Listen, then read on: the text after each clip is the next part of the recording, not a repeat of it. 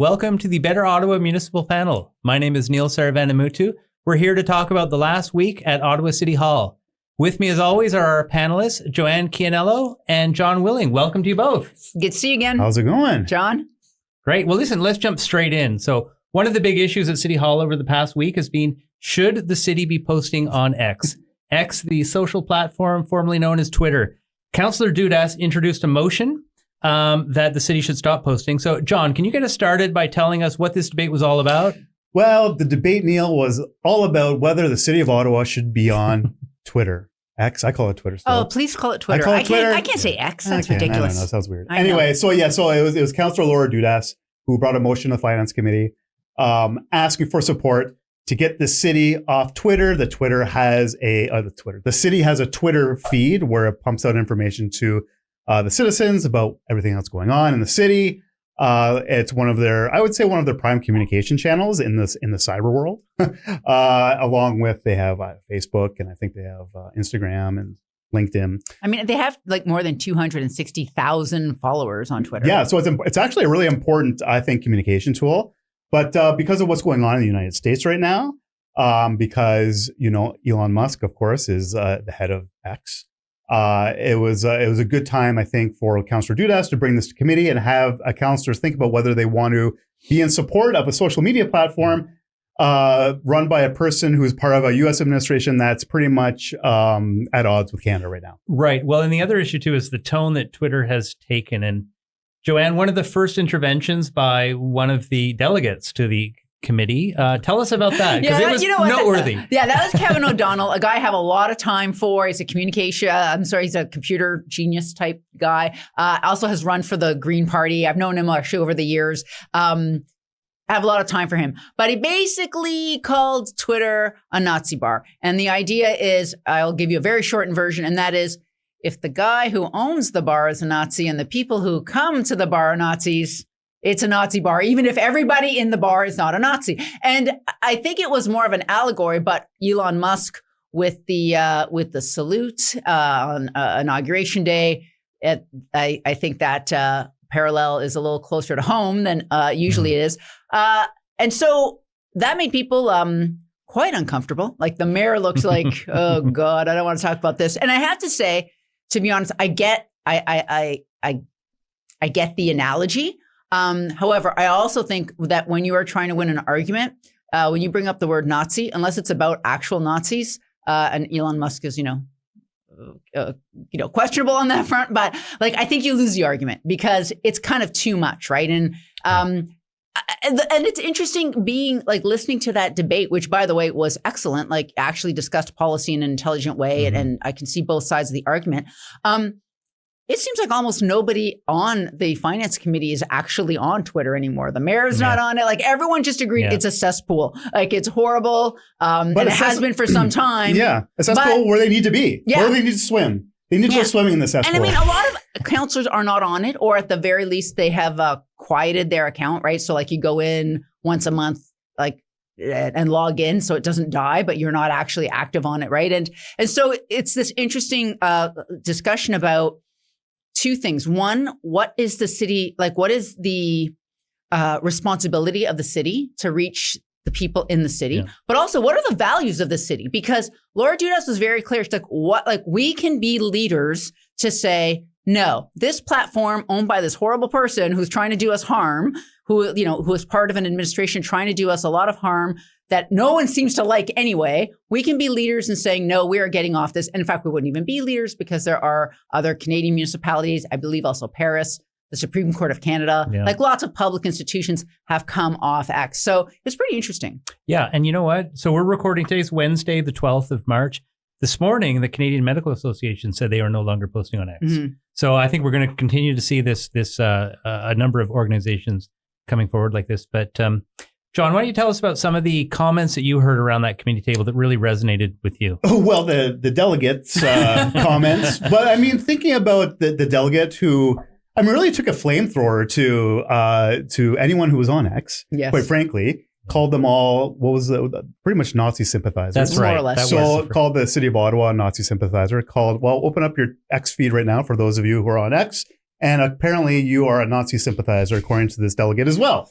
So, I mean, I've seen enough delegates who've come to City Hall over the many years that we were down there, Joanne, and deputations that really are critical and kind of like, I say, use a flamethrower in a debate. And really, it's off-putting for people around the table and sometimes for people who are listening too. And I think councillors can really get their back up. I heard Councillor Luloff was the first responder, I think, to the delegate, or the first one who got to speak. And I could tell he was really off-put by the comments by the delegate, which I'm sure might be exactly what the delegate was going for. I think he wanted to say, right? like, he was saying, it was dramatic. But I think Matt Luloff was also saying, like, look, it's ridiculous to say everybody who's on Twitter is a Nazi, right? Or a Nazi sympathizer. Yeah. So I guess, like, you go for the jugular, and you have dramatic effect. And I think that's what part of the rhetoric was from the delegate, and it might have worked, but I know, like, a lot of councillors don't like that necessarily, to be called a Nazi sympathizer if they're on Twitter.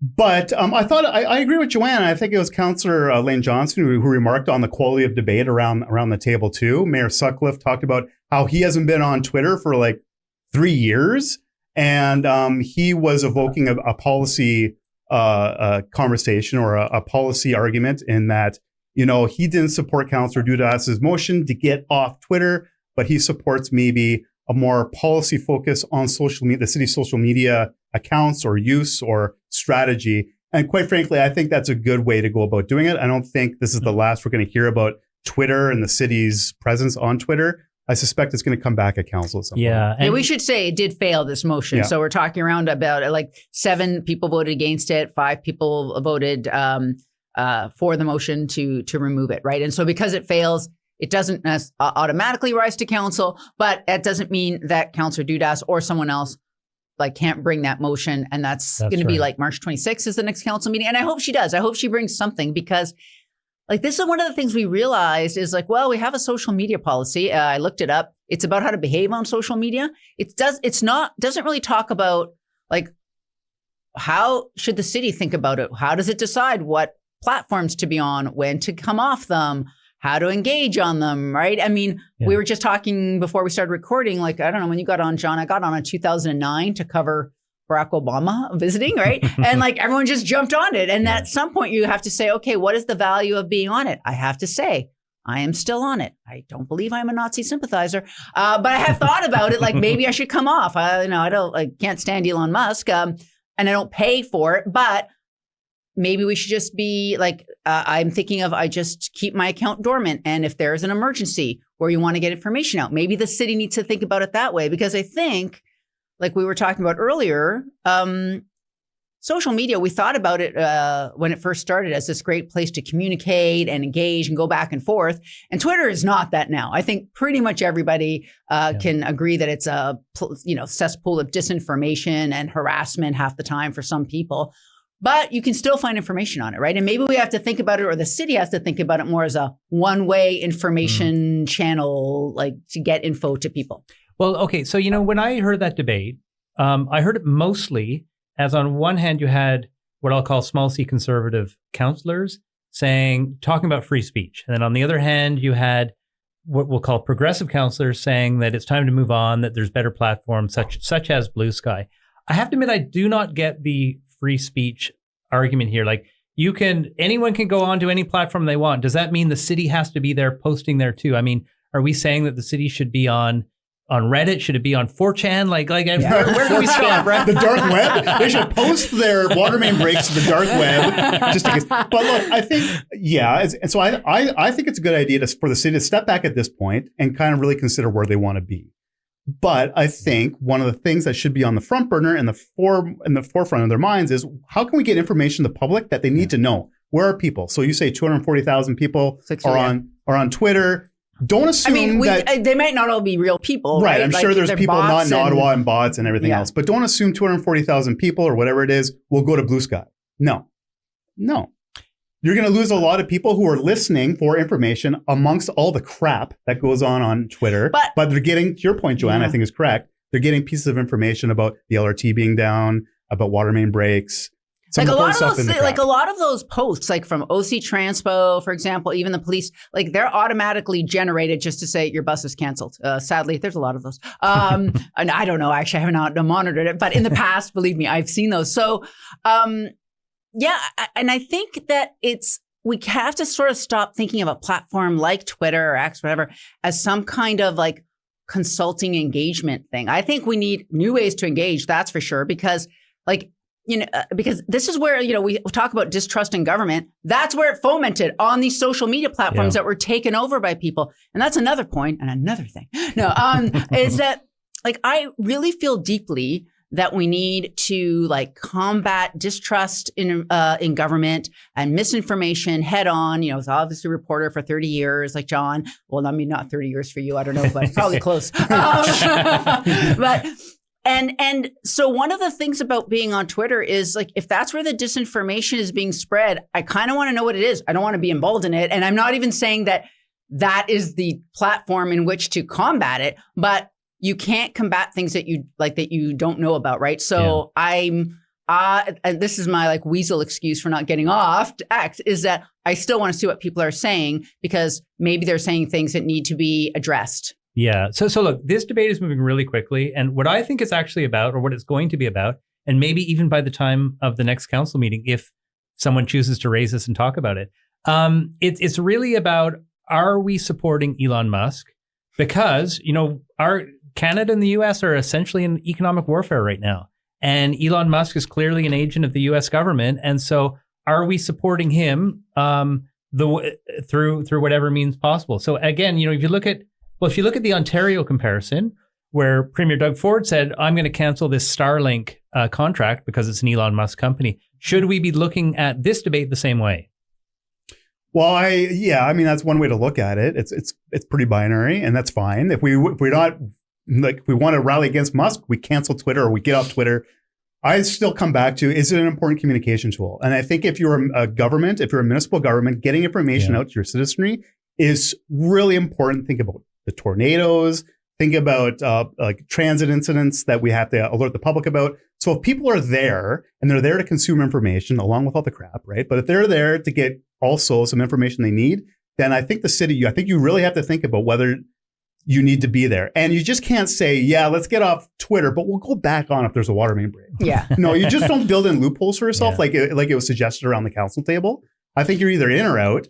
But I do think you have to have a real thought about how you're going to get information out to the public, especially when you have over 200,000 people who are tuning into what the city of Ottawa has to say. I also think, though, you can be more proactive in blocking people, quieting things down. Like, if we're going to be places, it can't just be a free-for-all or let people say things, right? Like, I think you have to monitor it more. Yeah. Because I think you can't just let people say whatever they want. Yeah. Okay. So last point on this, Joanne, you raised the point earlier about engagement. Said maybe this shouldn't, these social media platforms should not be about engagement. They're just about getting the information out. So what would engagement look like otherwise? Because this has become such a key part of how we're supposed to engage with the city.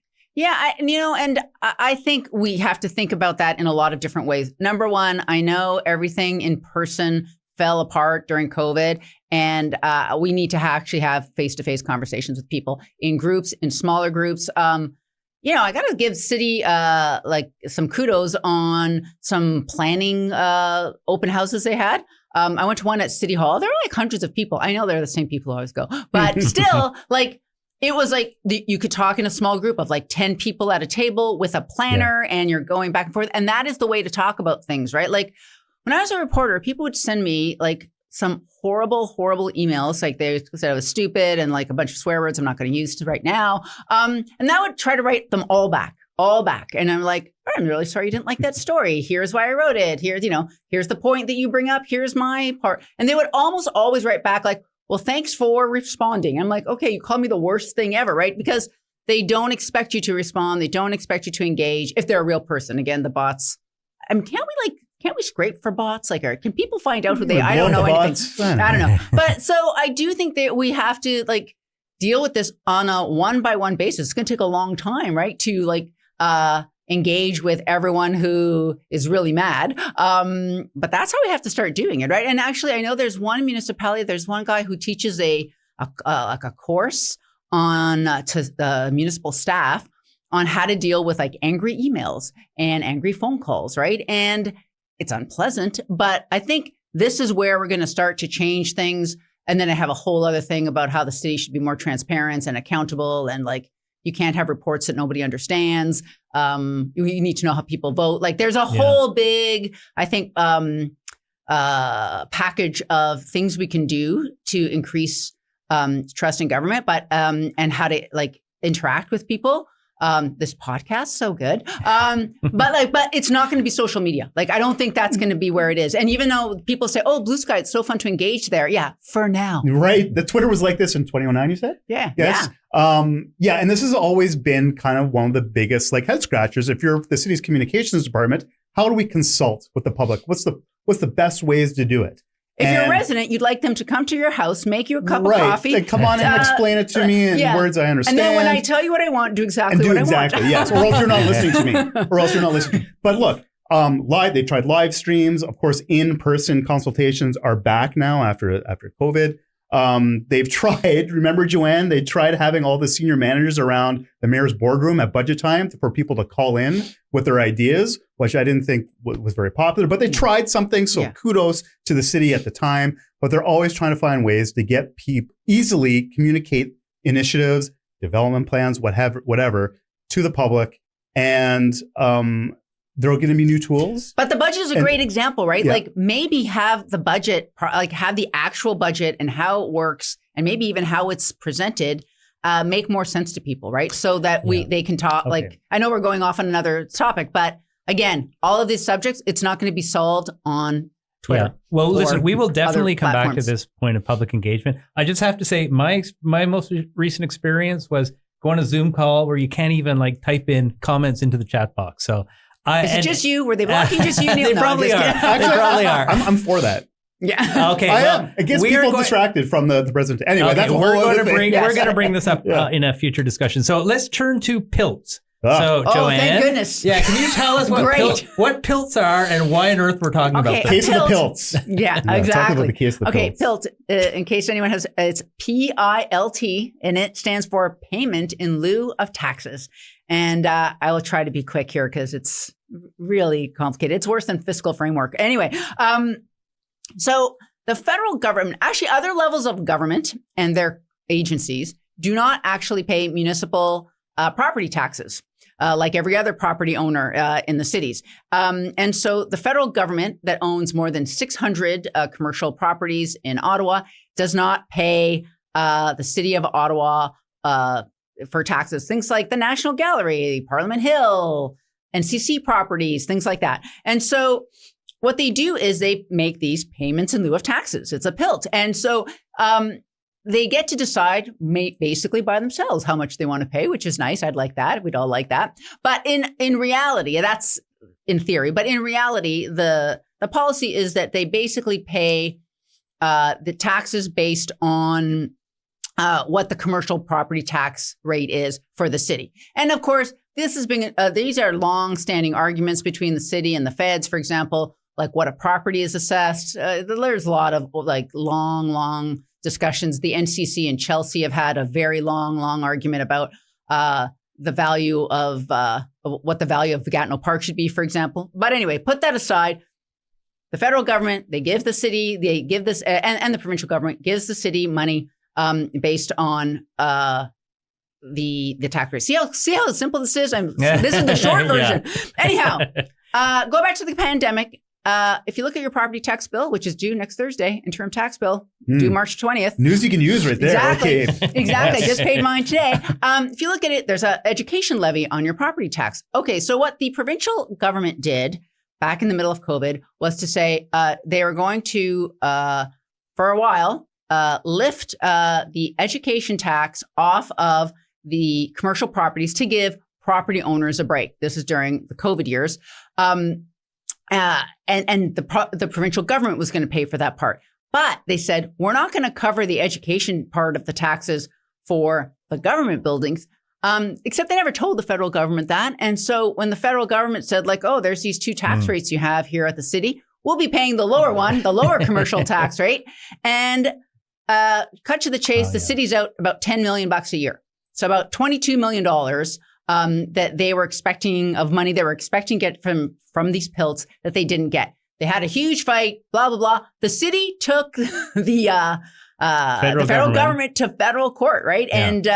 And to say, no, we have to have it. And the federal court said, look, I can see why you might be mad, city, but in fact, the federal government is following the law, the PILT Act. We can read that next week. No, I'm just kidding. No PILT Act.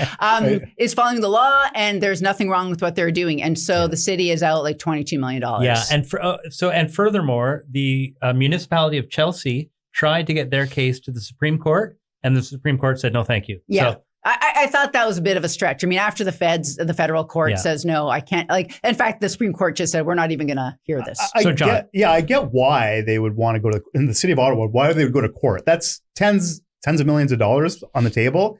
And you're going to spend maybe $100,000 or more on lawyers to try to fight it. And I don't think we should go to the Supreme Court, though. No, I don't think it's worth asking for the Supreme Court to look at it. So John, what does this do for the mayor's campaign, his Fairness for Ottawa campaign, given that Pilts was a major pillar of that? Maybe it should be called the unfairness for Ottawa now. I don't know. But that's a good question. And now if you're the city of Ottawa, you're looking for all this money that you've budgeted in those budget years and you're behind. So it's not great. But, we saw this week that right after the new Liberal leader and incoming Prime Minister, Mark Carney, received the job at the Liberal convention, that he met with Mayor Mark Sutcliffe in Wellington West over breakfast, over eggs. At John's Diner. At John's Diner. And so that's pretty significant to me. Yeah. You have the mayor of the city, and maybe Mark Carney has some sympathy for the city where he knows a lot about.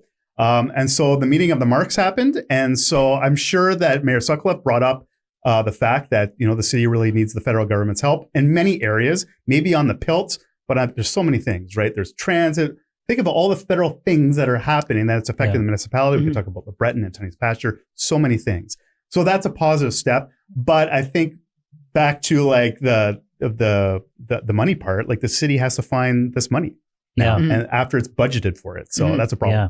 So the meeting of the Marks. That was pretty impressed. Pretty impressive. What do you think? I mean, literally, it is like the first thing that Mark Carney does the day after he's elected, like he's chosen Prime Minister designate, is meet with Mayor Mark Sutcliffe. I think that's a win for sure. It's significant. Yeah, I think it is a big deal. And it is a big deal that Mark Carney is more, I mean, he's from a lot of places, but he has spent a lot of time in Ottawa. A little bit, like his daughters spent their formative years here. Obviously as the Bank of Canada governor, but also in the government. Like he knows Ottawa very well. And I think that's going to be good for us. I wonder if he takes LRT. You think he takes LRT? We'll have to ask him. We'll have to bring him on the pod and ask if he's a trans user. Yeah. Okay. So I'm sure he's very in favor of it, though. He's very environmentally conscious. All things federal. So the federal public safety minister, David McGuinty, made an announcement on Friday afternoon, a bit of a surprise announcement, $50 million for the Ottawa Police Services for policing around Parliament Hill. So John, what was that all about? 50 mil over 5 years, Neil. It's an announcement that came from the 24 federal budget, I believe. So they always hold on to these announcements and make sure they roll them out at particular times. Big checks. It's grip and grin, as we call them. So that's important for the Ottawa Police, who it's a legacy issue for the city police force because they're expected to police the nation's capital. I'm using air quotes for people who are listening on Spotify, but we're expected to police the nation's capital with their municipal police budget. So they've always been coming to the federal government with their hat out in hand, asking for money. So this is good news. They're going to have sounds like a dedicated police unit for the Hill District. 49, but there's also the Parliamentary Precinct Police, which is north of Wellington onto the Hill proper. So that's the one thing a lot of people learned during the convoy protests. Is that there's a division of jurisdiction when it comes to policing in the city. Yeah. And the Ottawa Police Service is essentially in charge of policing municipal streets, which includes Wellington Street, which includes Queen Street. And so the Parliamentary Protective Service takes care of the How do we Hill. not have a King Street? How did that work out? There must be a King Street somewhere in the city. Be somewhere, not downtown. Yeah. So, okay, we mentioned Wellington Street. And of course, Wellington Street, since the convoy, has been the subject of a negotiation between the city of Ottawa and the federal government about uploading. So in other words, transferring responsibility from the city to the federal government. Responsibility and ownership. So Joanne, how do we put these two pieces together? I mean, we've got a 5-year deal for Ottawa policing, and yet we're trying to transfer it up to the Parliamentary Protective Service? Well, this is the thing, like I think that actually this is going to be part of some kind of a partnership that sees the federal government take over Wellington Street, or at least shut it down. I think number one, I heard from a couple well-placed government sources that this is actually done, and I'm not sure when it's getting announced. I mean, the federal government and the city have been in discussions for it for a long time. And, for a long time, they were not going that well. But I think the feds are going to win eventually. And it is because it has been many years that they have said, just for security alone, they need that street shut down. Like, it's kind of crazy that we have just regular traffic there. I mean, I'm all for a tramway, which is, by the way, there was actually news on that as well. The tramway from Gatineau, if that ever gets built, they have had studies for it on the Quebec side. And this is a tramway, like this is the municipal tramway that they are going to, there's a couple of routes. The city originally wanted one through like Spark Street, under Spark Street, but a lot of people would like it to run right on Wellington Street. Same budget that John was talking about, had money for study on the Ontario side about where that tramway would go. That got announced around the same time. So things are moving along.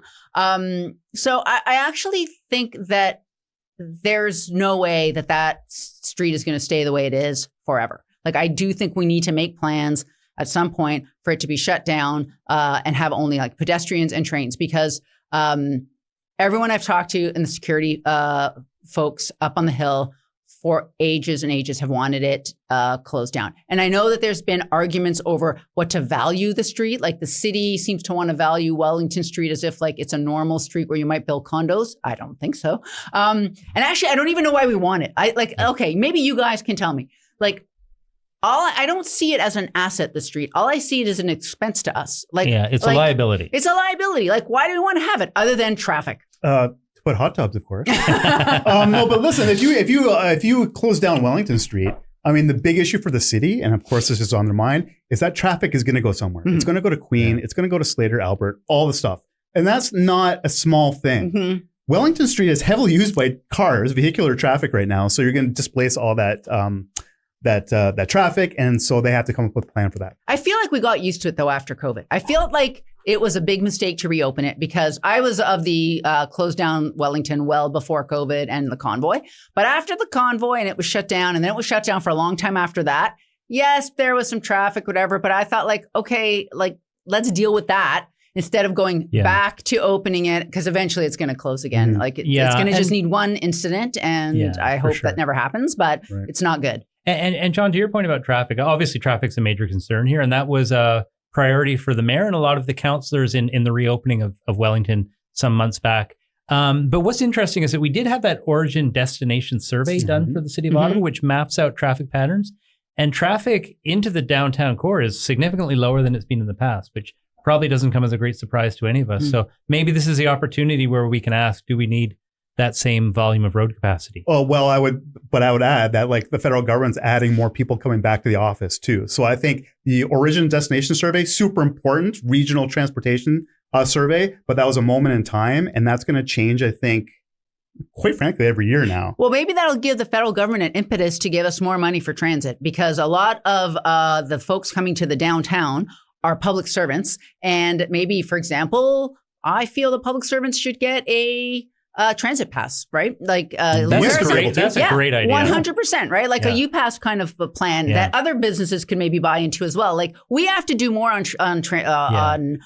transit, because every problem we have is like, is all about, but we need better transit. Yeah, of course we need better transit. So you know what we should do? Get better transit. Yeah. And you know what? I really like that idea, because it's awfully difficult for the federal government to just find a reason to point out to Ottawa and say, we're going to give you extra money. And of course, the rest of the country would love that, right? Mm-hmm. But to tie it to something like a U-Pass, a transit pass is a great solution. I agree with Joanne. I think the U-Pass is a great example of how it could be rolled out to bigger organizations. And I don't know if the Transpo or the city's ever looked into it, but I think it's worth investigating for sure. Okay. Well, you heard it here first. Exactly. We're going to turn to the lightning round. So this is new. What we're doing, I'm going to turn to the camera here. We are going to respond to any of the questions and comments we get from you, our viewers and our listeners, that we find on, whether it's Substack, whether it's YouTube, whether it's in Spotify or Apple, any of the comments that you leave for us, we're going to respond to them. And we're going to do it quickly. So let's start with you, Joanne. So last week, you and I were called to task we were talking about the 45% voter turnout.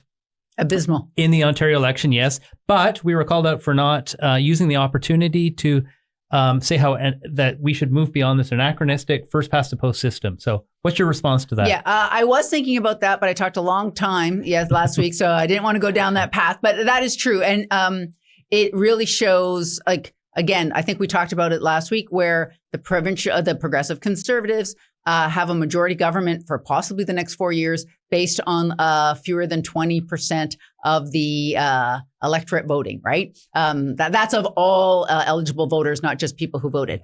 It is interesting, though, I would say, often first past the post gets a bad rap from, I would say, progressives often. That's a generalization, I recognize.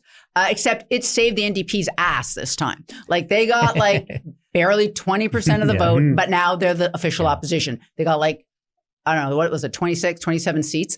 The Liberals got almost 30% of the vote, and they only got 14 seats, right? So the problem is always the winners never want to change the system that they won on. Also, this PC government, no way they're going to change it.